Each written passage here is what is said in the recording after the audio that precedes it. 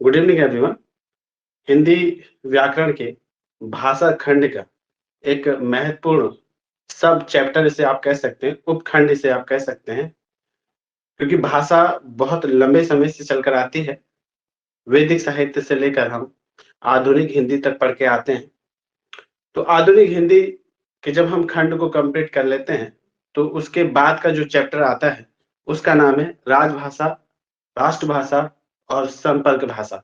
आइए इन तीनों के मध्य का कॉन्सेप्ट समझने की कोशिश करेंगे और ये भी जानने की कोशिश करेंगे, क्या कोई राजभाषा और राष्ट्रभाषा में क्या अंतर होता है? संपर्क भाषा हम किसे कह सकते हैं? इन सभी बिंदुओं पर आज की इस लाइव क्लासेस में हम बात करेंगे। तो बच्चों खरीदारिएगा। राष्ट्रभाषा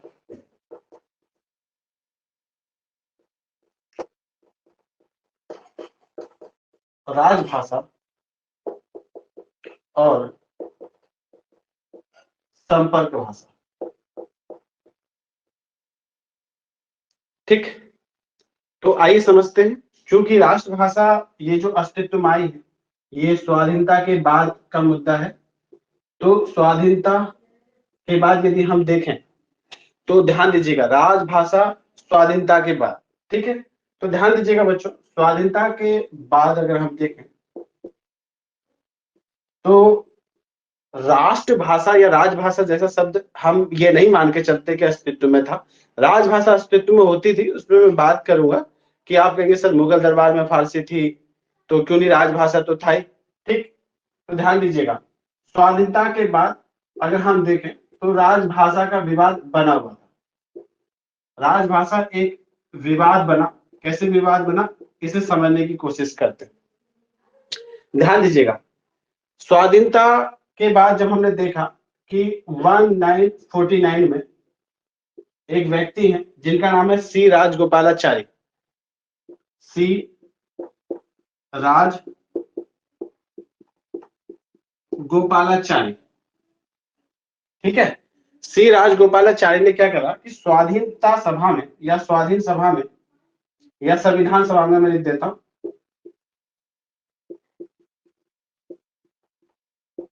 संविधान सभा में दो शब्द प्रयोग करे। ठीक, तो राजभाषा के संबंध में 1949 में सी राजगोपालाचारी ने संविधान सभा में दो शब्दों का प्रयोग करा। एक का नाम था राष्ट्रभाषा और एक नाम था राजभाषा, राज्य भाषा। राजभाषा नहीं कह रहा हूं, क्या कह रहा हूं, राज्य भाषा। तो राष्ट्रभाषा हमारी नेशनल लैंग्वेज होगी, NL लिख देते हैं, और राज्य भाषा स्टेट लैंग्वेज होगी। तो संविधान सभा के प्रारंभ में सी राजगोपालाचारी ने राष्ट्रभाषा और राजभाषा जैसे शब्दों का प्रयोग किया। ठीक, लेकिन संविधान सभा की कार्यवाही में इस शब्द के बदले लोगों द्वारा, संविधान सभा के सदस्यों द्वारा राज्य भाषा शब्द का प्रयोग न करके इन लोगों ने राजभाषा शब्द का प्रयोग करने लगे। जबकि संविधान सभा में राष्ट्रभाषा और राज्य भाषा जैसे दो शब्द चल रहे थे, तो संविधान के लोगों ने राज्य भाषा का उच्चारण राजभाषा के रूप में किया। ठीक है, तो वो राष्ट्रीय भाषा का अनुवाद किसमें कर रहे हैं, राजभाषा के रूप में कर रहे हैं, और इस तरीके से संविधान में राज्य भाषा के बदले राजभाषा अस्तित्व में आ गई। इतना समझ में आया? यस या नो प्लीज बोल दीजिएगा। तो राजभाषा एवं विवाद जो हम पढ़ रहे हैं, ये अभी इसका स्टार्टिंग हम प्रारंभ में है। इतना समझ में आया?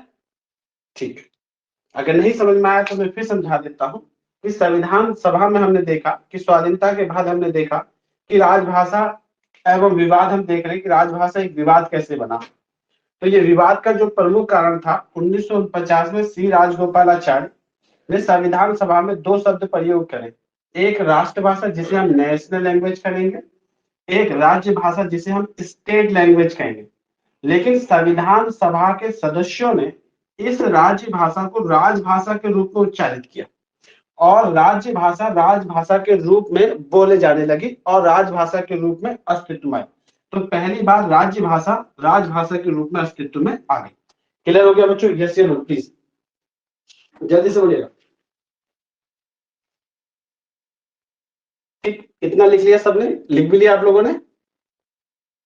इतना लिख लिया? ठीक, चलिए।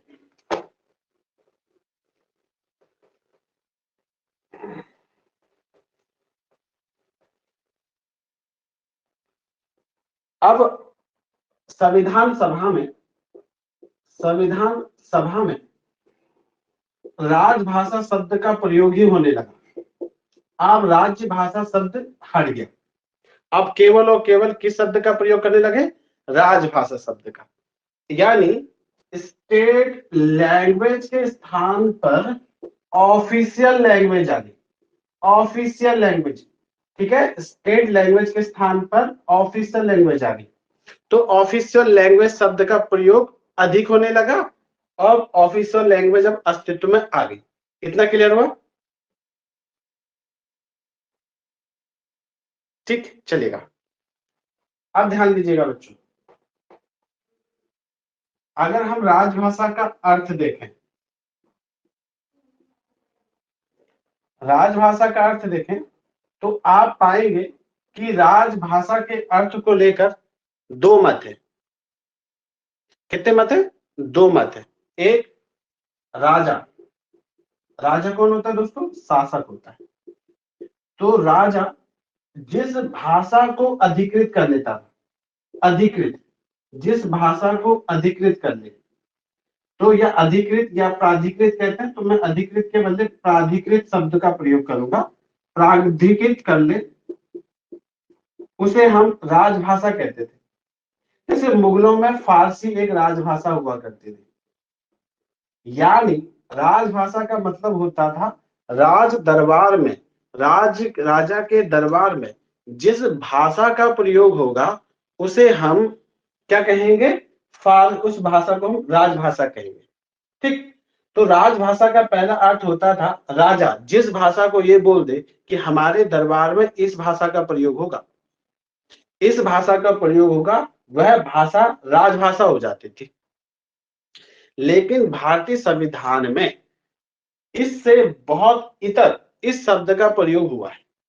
राजभाषा दोनों में शब्द एक ही है, लेकिन अर्थ थोड़ा सा आप कह सकते हैं कि अलग अलग हो सकता है। ये दरबारियों की भाषा हो सकती थी, राजा के कार्य काजों में प्रयोग में लाई जाने वाली भाषा हो सकती थी।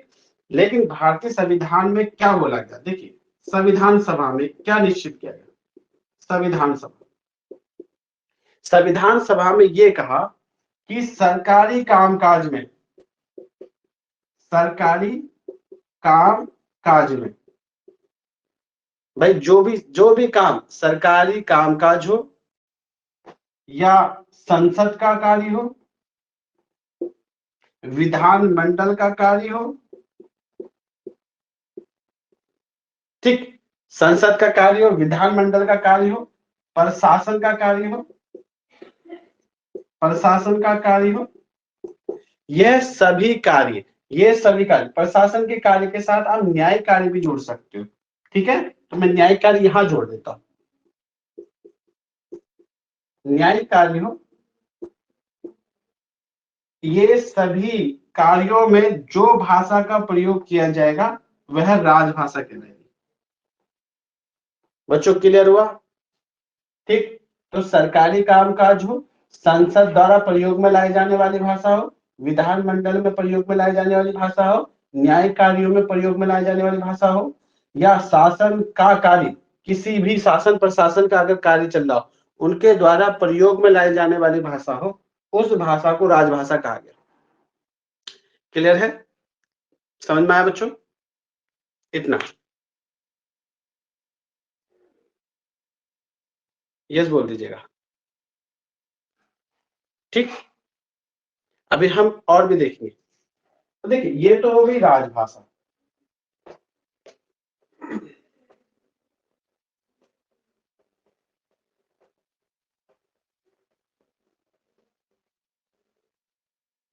ठीक, आइए राष्ट्रभाषा देखते हैं थोड़ा सा, फिर मैं समझाने लगूंगा।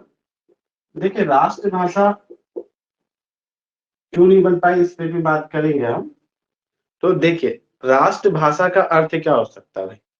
राष्ट्रभाषा का अर्थ है अधिकांश लोग उस भाषा को बोलते हैं, अधिकांश लोग उस भाषा को बोलते हो। क्या करते हो? बोलते हो।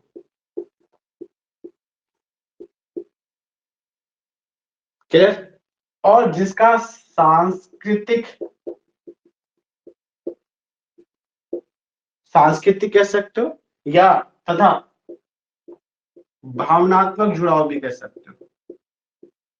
भावनात्मक जुड़ाव, उसे हम राष्ट्रभाषा कह सकते हैं। देखिए, भारत में अधिकांश लोग हिंदी बोलते हैं, ये बिल्कुल सही है, नो डाउट।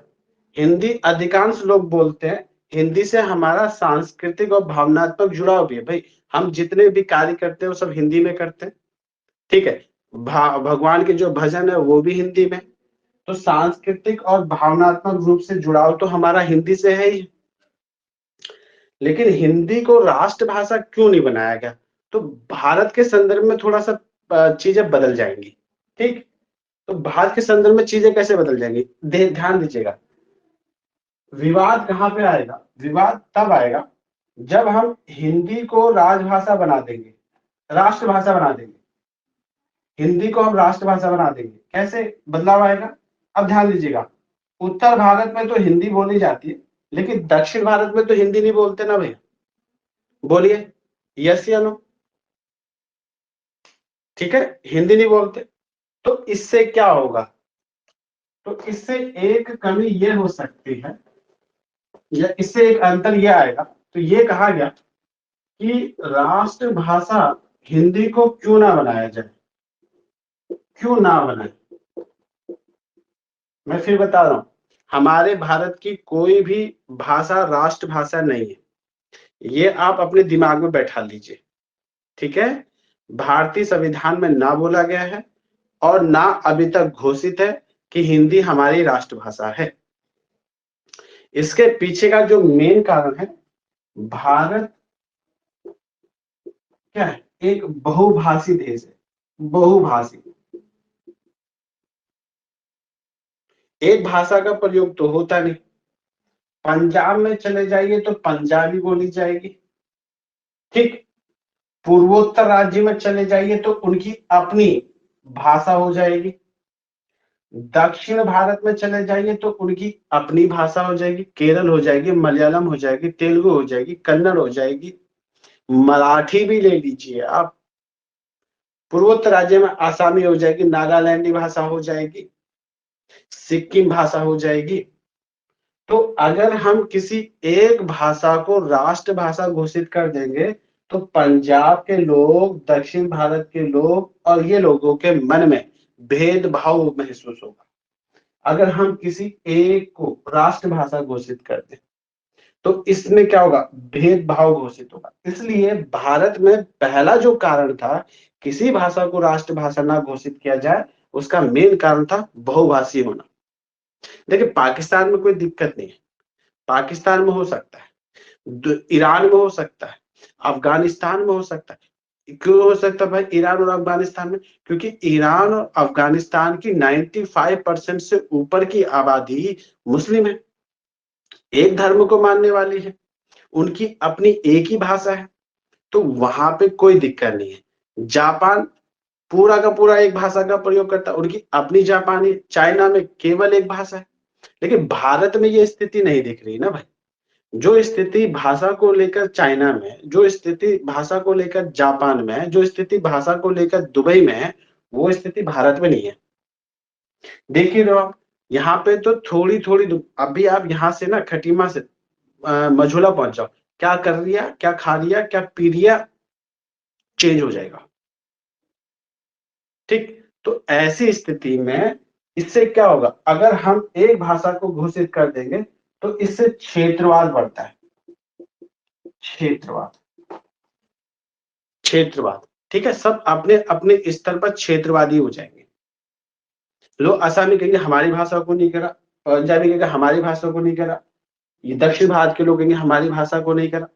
तो इससे क्षेत्रवाद बढ़ेगा। ऐसी स्थिति में मैं तो मानता हूँ बहुत अच्छा करा संविधान सभा ने, कि संविधान सभा ने सही सही कह दिया कि हम किसी भी भाषा को राष्ट्रभाषा नहीं घोषित करेंगे। तो ये क्लियर हुआ कि हिंदी राष्ट्रभाषा नहीं है। फिर भी हम कहते हैं कि हम हिंदी राष्ट्रभाषा, देखिए हिंदी राष्ट्रभाषा नहीं बनी, बिल्कुल नहीं है। केरल में अगर आप देखिएगा तो उनकी ऑफिशियल लैंग्वेज अलग हो सकती है, उनकी अपनी लैंग्वेज अलग हो सकती है, ठीक है, तो इसको लेके परेशान नहीं हुई। तो राष्ट्रभाषा क्यों ना हो, तो आप पहला पॉइंट लिखेंगे क्यों ना हो, क्योंकि भारत क्या है, बहुभाषी देश है, ऐसा लिखेंगे पहला, बहुभाषी देश है। दूसरा आप ये लिखेंगे भेदभाव, भेदभाव बढ़ेगा, भेदभाव बढ़ने से क्या होगा, क्षेत्रवाद बढ़ेगा,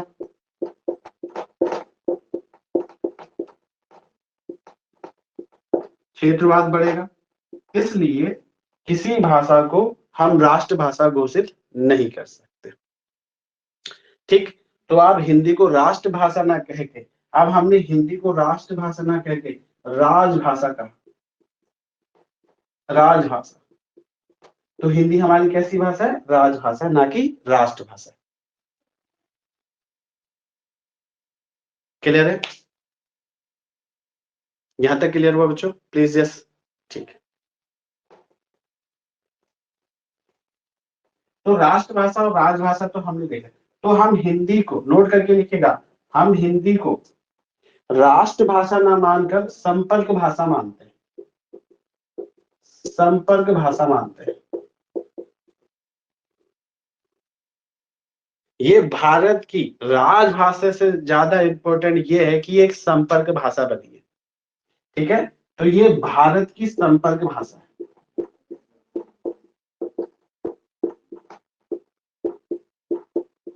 भारत की संपर्क भाषा। आइए इस संपर्क भाषा को समझने की कोशिश करते हैं। जो नए बच्चों ने समझ में आ रहा है प्लीज यस या नो बोल दीजिएगा भैया, इसमें अगर कोई नया बच्चा जुड़ा हो तो, ठीक है, अगर कोई भी नया बच्चा जुड़ा हो तो प्लीज बोल दीजिएगा कि हाँ सर समझ में आ रहा है। अगर नहीं भी समझ में आएगा तो आप आज लिख सकते हो, ठीक है। तो आइए, संपर्क भाषा कैसे हो सकती, अच्छा ये बताओ बच्चों, एक असम का मिला, इसकी अपनी भाषा है, एक दक्षिण भारत का एक मराठी मिला। अब बताओ ये दोनों बीच की किस भाषा पे बातचीत करना पसंद करेंगे,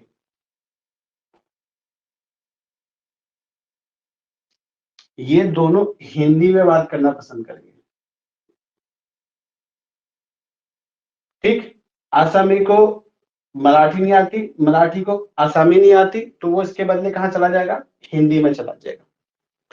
अगर दक्षिण भारत का उत्तर भारत आ रहा, केरल का जिसकी मलयालम भाषा है, ठीक है, आंध्र प्रदेश जिसकी अपनी तेलुगु भाषा है, तो ये अगर दक्षिण भारत का उत्तर भारत आ रहा है तो वो किस में बात करेगा, हिंदी में बात करेगा। उत्तर भारत का दक्षिण जा रहा है और दक्षिण के लोगों से बात करेगा तो किस में बात करेगा, तब भी हिंदी में ही बात करेगा। तो राजभाषा से ज्यादा महत्व हिंदी का इसमें है कि वो भारत की एक संपर्क भाषा बनी।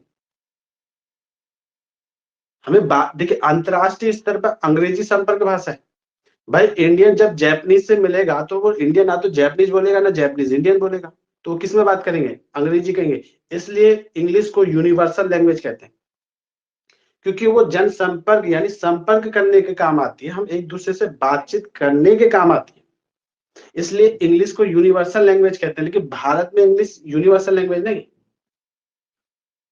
भारत में हिंदी संपर्क भाषा है, ना कि अंग्रेजी।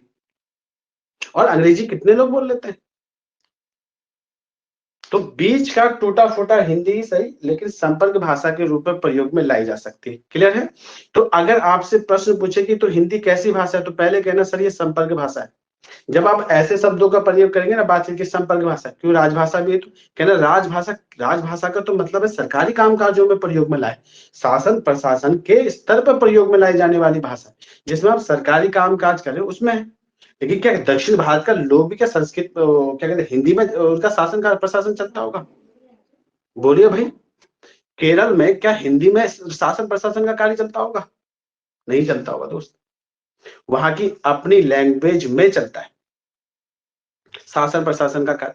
लेकिन दक्षिण भारत का जब उत्तर भारत पर लेटर भेजेगा तो वो अंग्रेजी को चुनेगा या हिंदी को चुनेगा, दो ऑप्शन उसके पास होंगे।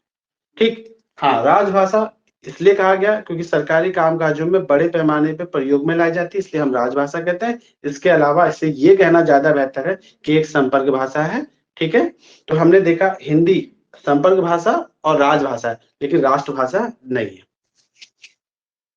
मैं समझा पाया आप लोगों को? प्लीज यस या नो।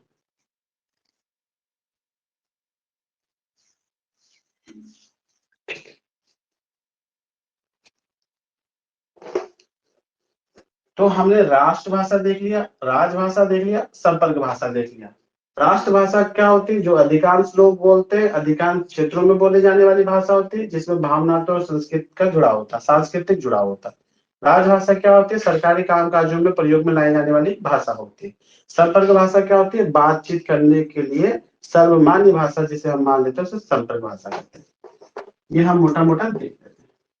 एक अंतर देखते हैं राष्ट्रभाषा और राजभाषा में क्या अंतर हम मान सकते हैं। तो राष्ट्रभाषा और राजभाषा में अंतर देखिएगा।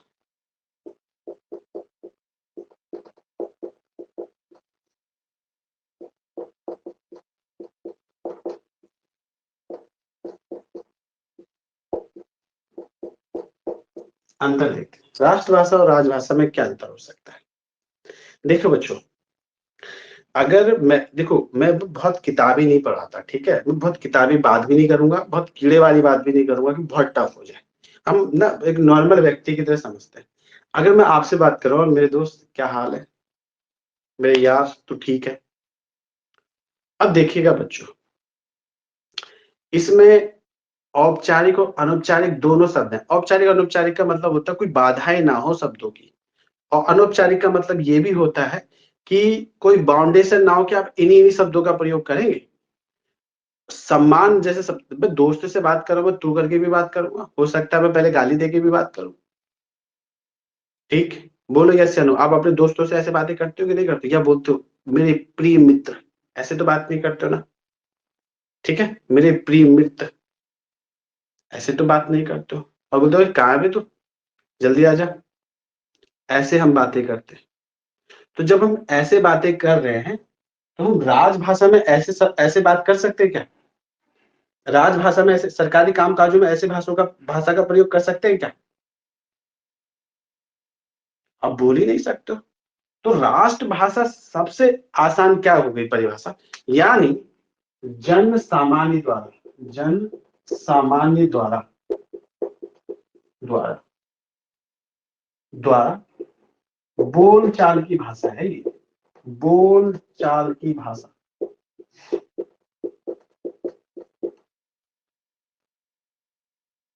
बोल चाल की भाषा। कई लड़के तो ये भी कहते फोन करते, और भाई और कौन बोल रहा है? तेरा बाप बोल रहा है। पता है लड़कों में चलता है भाई, क्यों नहीं चलता है? लड़के ऐसे शब्दों का प्रयोग तो करते हैं, तेरा बाप बोल रहा है।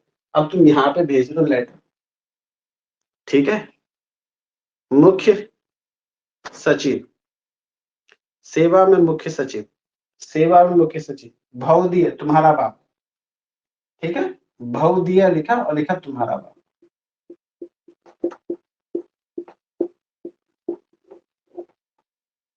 ऐसा तो नहीं कहोगे। तो हम मोटा मोटा तो ये समझ गए दोस्त कि ये जन सामान्य, तो राष्ट्रभाषा किसे हो सकती है? जिसे हम जन सामान्य के द्वारा बोलचाल की भाषा हो, बोलचाल की भाषा हो, जिसमें हम विचार विमर्श कर सके, विचार विमर्श कर सके। ठीक है, तो विचार विमर्श द्वारा। तो इसमें क्या होगा? इसमें शब्द बताओ, शब्द भंडार किसके पास ज्यादा होगा? इसके पास ज्यादा होगा कि इसके पास ज्यादा होगा? बोलो, वन या टू? शब्द भंडार किसके पास ज्यादा होगा? बहुत दिमाग रखें, देखो विद्वान लोग हो गए, सब विद्वान। शब्द भंडार यहाँ ज्यादा होगा। हमारे पास तो ऐसे ऐसे शब्द हम बोल नहीं सकते ऑनलाइन। क्यों भाई, लड़को बताओ, मैं गलत हूँ कि सही? हमारे पास ऐसे ऐसे शब्द में यहाँ नहीं बोल सकते। शब्दों का भंडार बहुत है हमारे पास, लेकिन यहाँ शब्द सीमित होते हैं। तो यहाँ आप कहेंगे यहाँ पर शब्द भंडार बहुत अधिक होता है। बहुत अधिक होता है। लेकिन यहाँ शब्द भंडार कैसा होगा, यहाँ पे शब्द भंडार बहुत अधिक होगा, तो बहुत अधिक के साथ आप ना दो लिख देना, औपचारिक और अनौपचारिक। औपचारिक, अनौपचारिक का मतलब जो आप समझ लीजिए, जैसी भाषा में आप बातें कर सकते हो वो अनौपचारिक है, ठीक है। तो औपचारिक और अनौपचारिक दोनों भाषाएं होंगी, यहाँ पे दोनों शब्दावली होंगी। तो औपचारिक और अनौपचारिक शब्द भंडार हमारे पास बहुत ज्यादा होगा, लेकिन इधर केवल औपचारिक शब्दों का प्रयोग होगा, औपचारिक शब्दों का, यानी शब्द भंडार गिने चुने होंगे।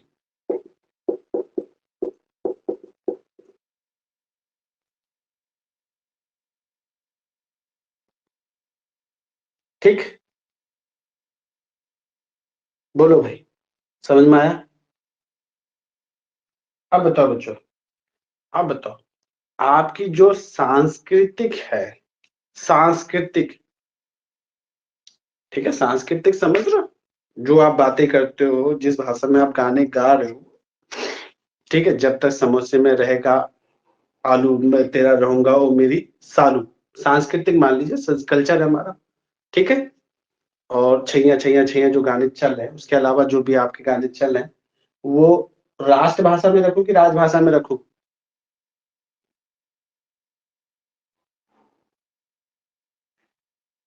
राष्ट्रभाषा में रखेंगे आप लिखो, देखो, सांस्कृतिक जीवन राष्ट्रभाषा से ही हो सकता है, सांस्कृतिक जीवन, सांस्कृतिक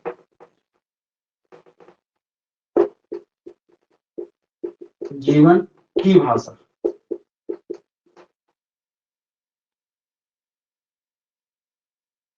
ठीक, देखिए चलेगा बच्चों।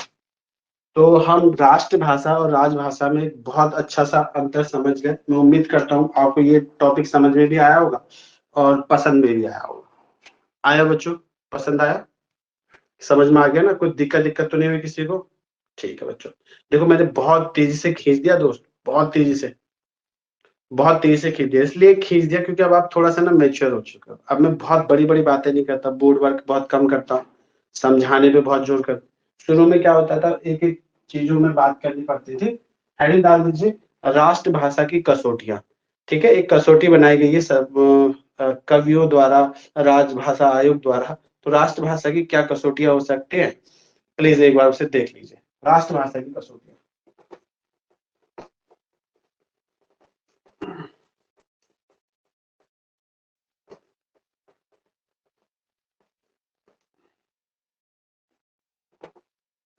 क्या क्या कसौटी बनाई गई है, देखिए, राष्ट्रभाषा की कसौटियां,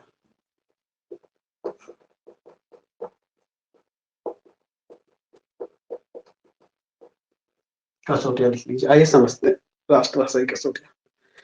पहले आप लिखिएगा वह भाषा, वह भाषा। देखो राष्ट्रभाषा क्या बनेगी, जो राष्ट्र की भाषा हो, राष्ट्र की भाषा यानी सभी या अधिकतम लोग बोलते हो, सभी बोलते हो या अधिकतम लोग बोलते हो, पहला तो ये कसौटी है, सभी या अधिकतम बोलते हो, पहला तो ये कहते हैं, इसमें तो कोई दिक्कत होनी नहीं चाहिए।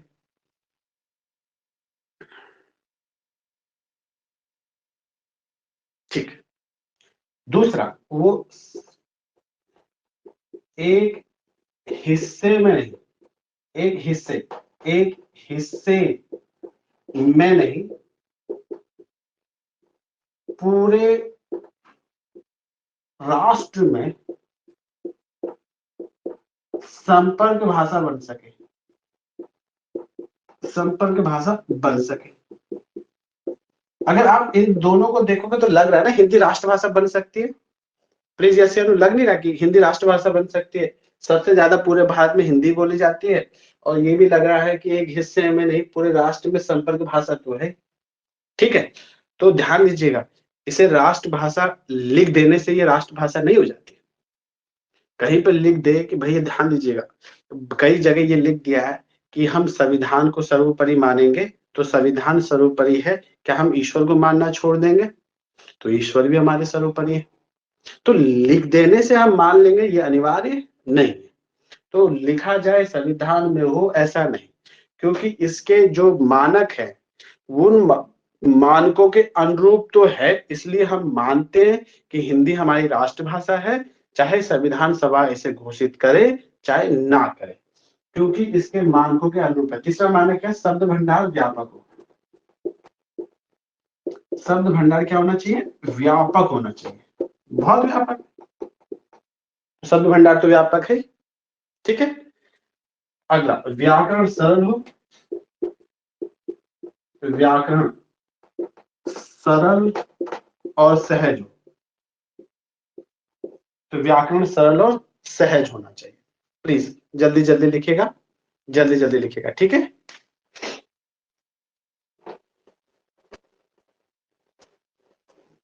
व्याकरण सरल और सहज होना चाहिए।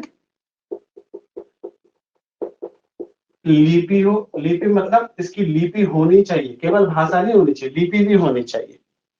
लिपि हो। लिपि कैसी हो? राष्ट्रीय हो। लिपि है कैसी है? राष्ट्रीय तो है ही हमारी। लिपि हो कैसी? राष्ट्रीय लिपि हो, ठीक है। तो हिंदी को हमने राष्ट्रीय लिपि के में माना है, ठीक। एक व्यापक साहित्य रचा गया। व्यापक साहित्य, ये मैंने नहीं बनाया बच्चों, ठीक है। हिंदी, क्योंकि मैं लिटरेचर का विद्यार्थी रहा हूँ, लिटरेचर का स्टूडेंट रहा हूँ, तो मुझे कोई दिक्कत नहीं है, ठीक है। हाँ भैया, पिक्की कन्नौजिया अगर ये हो गया सर, हो गया इतने में खत्म।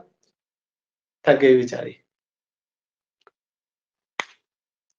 ठीक। और लिखना है? और लिखना बताओ, खत्म कर दें? खत्म हो गया, टाटा बाय बाय। चलिए चलिए, ठीक है, बहुत अच्छा, ठीक है। लास्ट रिपीट, एक व्यापक साहित्य लिखा गया। ये लीजिए, मेरे पास तो और सारे पॉइंट थे, अब नहीं लिखाता हूँ मैं, ठीक है, चलेगा। तो राष्ट्रभाषा हम क्लियर कर चुके हैं। क्लियर बच्चों?